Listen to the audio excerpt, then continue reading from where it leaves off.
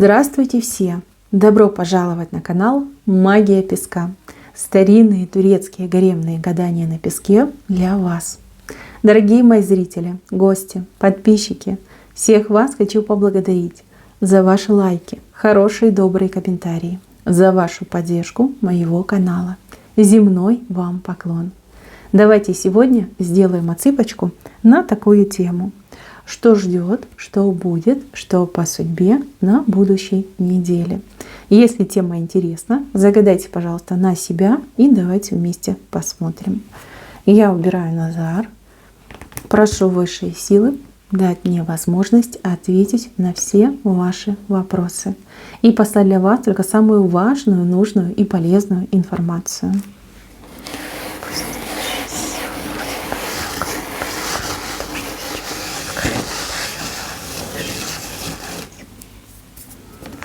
Так.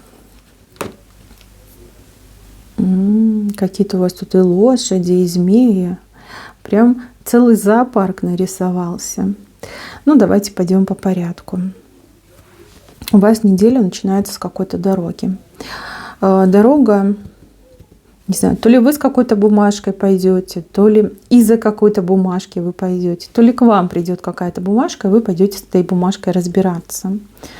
Да, через птичку вы идете, путь не близкий, либо по времени очень много вот прям займут ваши все эти дела, да, долго, да, как на целый день вы идете. Но ничего, дорогу осилит идущий, и вы совсем справитесь. Справитесь, все свои вопросы, дела закончите, совсем разберетесь, до ума доведете, идете по одной птичке, возвращаетесь с двумя. То есть две хороших вести, два хороших дела вы сделаете. Поэтому не переживайте, все у вас получится. Кто-то из девочек будет мужа отправлять, собирать в дорогу, в дальнюю дорогу. Я так понимаю, что это командировка, либо какая-то поездка у него идет. Вот вы будете собирать, вещи собирать, не знаю, там тормозочек ему готовить, там с собой покушать, наставления тут будете ему давать. А вы знаете, он совершенно не хочет ехать, он не хочет от вас уезжать, и все. Но надо, дорога его зовет. Ничего, будете провожать, не забудьте сказать, что любите, что ждете, и пусть скорее возвращается. Так. Здесь у меня два человека, такие, знаете, непростые люди, с какой-то хитростью в голове. Они то ли пара, то ли они как-то вдвоем, может быть, как работают вдвоем, либо общаются, дружат вдвоем. Очень хитрые ребята. Кстати, могут быть и женщины, да, и мужчины. Но хитрость у них прям на лице написано, что они такие хитруганы. Смотрите, попытаются вас... я не знаю, скорее всего, как в заблуждение ввести, либо даже обмануть. Прям вокруг вас будут ходить, хороводы водить. Вот на что-то подталкивать, уговаривать, либо наоборот от чего-то отговаривать, но не вдвоем действуют. Вот подходит к вам такая хитрая парочка, начинает что-то говорить, а вы уши затыкаете и не слушаете. Знаете, что они обманщики, знаете, что они ничего хорошего вам не желают. И слушать их ни в коем случае нельзя. Вот нельзя и все, от слова совсем нельзя. Так, у кого-то ребенок может нашкодить, причем шкода достаточно серьезная, да, что-то может разбиться, поломаться, может в школе, может в детсаду, может быть и дома, да. Присматривайте за детьми, присматривайте за мальчиками. Мальчики, тут разброс возраста неограниченный, понимаете, может быть ребенку 3 года, и он там, например, что-то разобьет ценное, важное. Может быть, ребенку уже там 20 лет, да, он тоже в какую-то переделку попадет, вот именно по своей глупости, по своему какому-то невниманию. Здесь нужно глаз да глаз и постоянно предупреждать. Постоянно, да, будет ругаться с вами, говорит, что не надо мне этих всех нравоучений, а вы все равно повторяйте. Поверьте, эти слова, которые вы в него вкладываете, слова эти предупредительные, они в нужный момент в сознании всплывут. Вот, и помогут вашему ребенку, ну, либо внуку, да, не совершить вот эту вот глупость. Потому что здесь последствия, знаете, они выражаются в денежной купюре. То есть он что-то наделает, а потом придется за это платить. Либо новое покупать, либо штраф оплачивать. Ну, сами понимаете, да? Кому нужны такие неприятности? Никому они не нужны. Мальчики именно идут. С девочками вопросов нет. А вот мальчики могут шкодить и быть как причиной финансовых трат. Так, еще с левой стороны. Но здесь какие-то люди скандальной натуры. Если вы работаете с людьми, если вы работаете в сфере обслуживания, если вы постоянно там сидите с заказчиками, там общаетесь, встречаетесь, я вижу, что здесь человек очень скандальный, человек абсолютно неправ, но человек, который привык, ну, как говорят, глоткой брать, да, то есть аргументов нет, он начинает орать, устраивать скандалы. И, ну, обычно как люди реагируют, да, пытаются, чтобы там все загладить, успокоить и соглашаются с этим человеком. Ну, человек привык именно в таком формате работать. Вот, возможно, такой клиент, либо такой там заказчик и вам встретится. К сожалению, вышла эта фигура. Но главное предупредить, да, я не хочу вас напугать, я хочу вас предупредить. Смотрите. Человек может начать скандалить на пустом месте, из ничего, да, придумать тему для скандала и каких-то претензий. Вы не должны идти на поводу у этого скандалиста. Если там что-то будет угрожать, предлагать, вы соглашаетесь и говорите: окей, все, давайте, там, если полицию, вызываем полицию. Если я что-то не так сделала, докажите, покажите, что не так я вам тут сделала, либо дала, либо сказала. Вот. Важно добиться правды и сути, потому что здесь, помимо того, что сам по себе человек скандальный, тут еще какой-то, тут хитрость, понимаете, хитрость. Может быть, человек думает: девочка молодая, либо там девушка выглядит маленькой, худенькой, я сейчас рот свой поганый открою, запугаю ее, и она вот там скидку даст, да, либо вообще бесплатно для меня сделает. Такой может быть расчет. Тут наглость, хамство и злой умысел, опять же таки, да, читается. Смотрите, если вы будете стоять на своем, то здесь еще три человека вот займут вашу сторону. И вас станет гораздо больше, вы быстро справитесь с этим дебоширой. Так, еще. Здесь, возможно, критика со стороны коллег, и также в семье могут вас критиковать. Но не ваши родственники, а названные родственники. То есть свекровь, заловка, может быть, бабушка вашего мужа.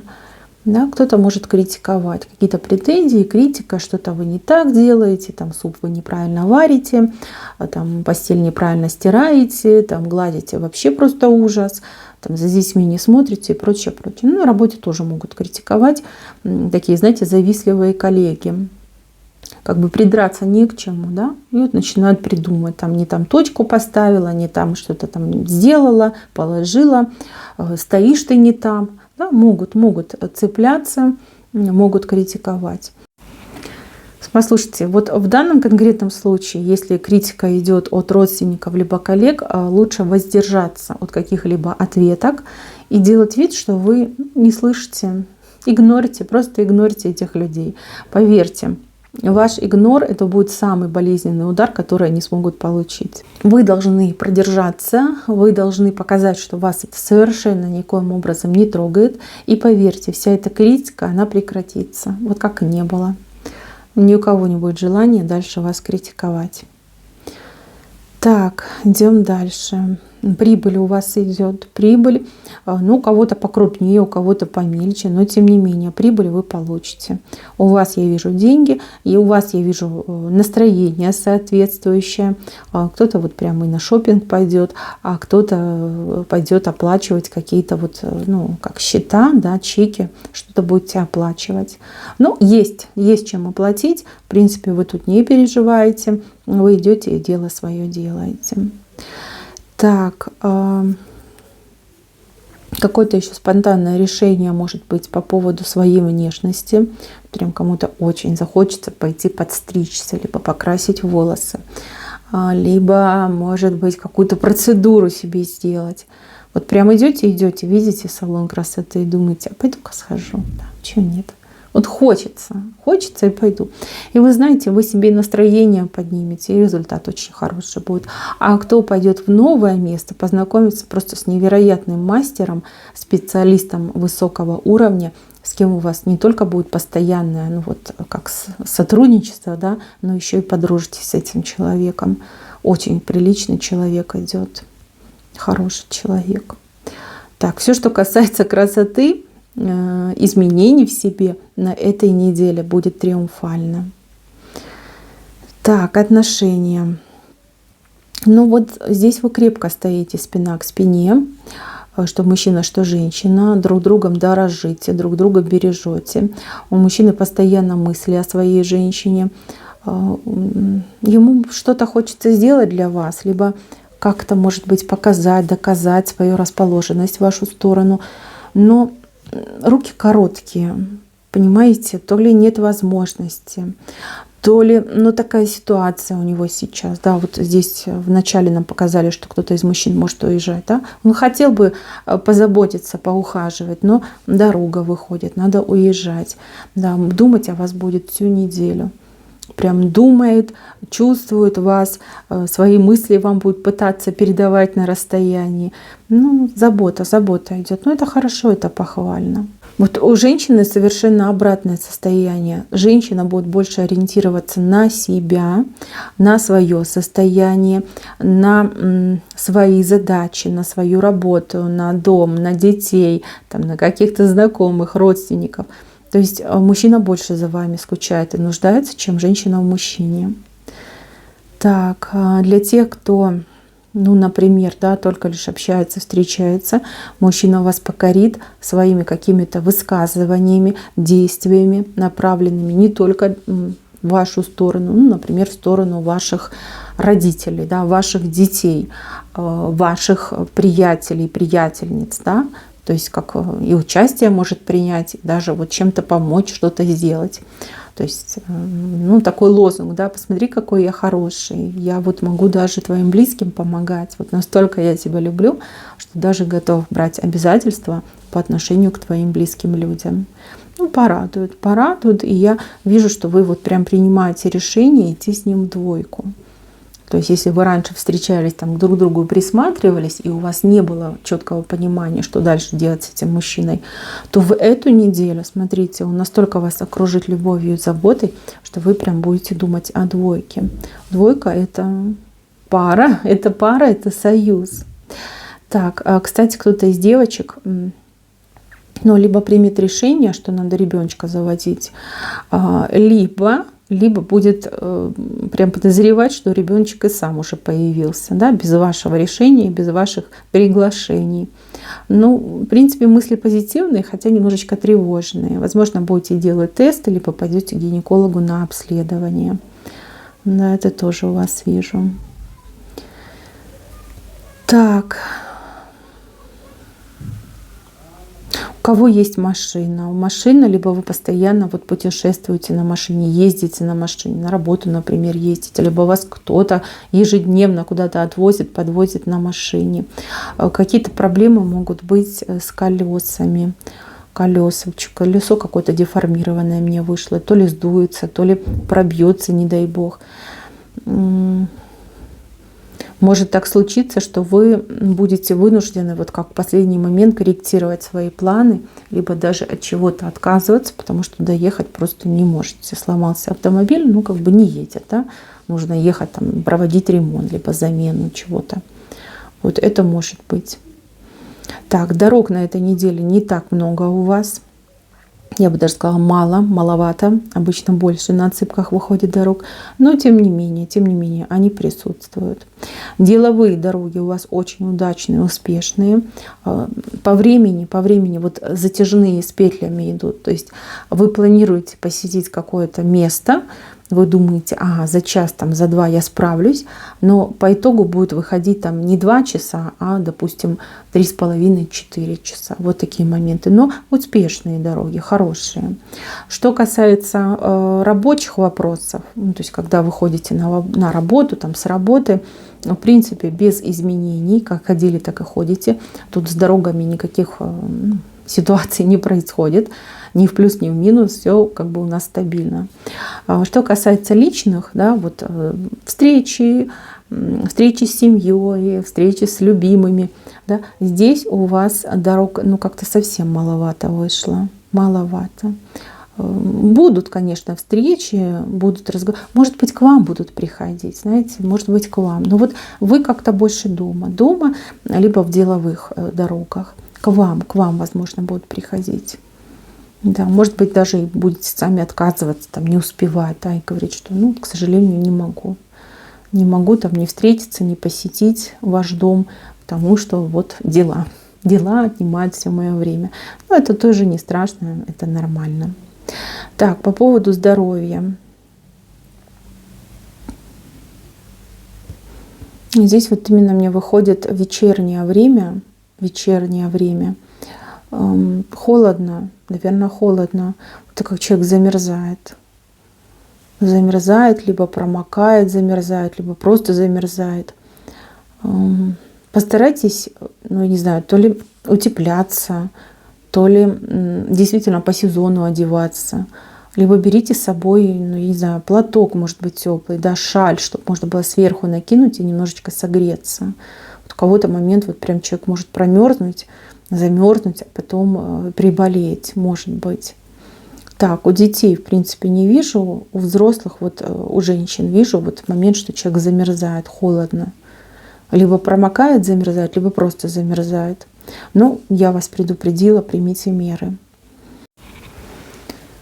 Так, и еще важный момент. Вот ближе к выходным какое-то дело прояснится, либо какая-то тайна, какой-то секрет раскроется. Идет, вот знаете, как будто бы неделю, там 5 дней, 4 дня идет как напряжение. Напряжение вот прям ощущаете. А вот ближе к выходным, либо сами уже выходные, идет прорыв. Поступление информации, поступление каких-то данных, вводных, раскрытие, открытие, да, вот прям пойдет информация, что-то прям узнаете. Узнаете важное для себя, либо даже, я бы сказала, судьбоносное. Может быть, на основе этой информации вы даже какое-то очень правильное решение примете и для себя, и для своего будущего. Да.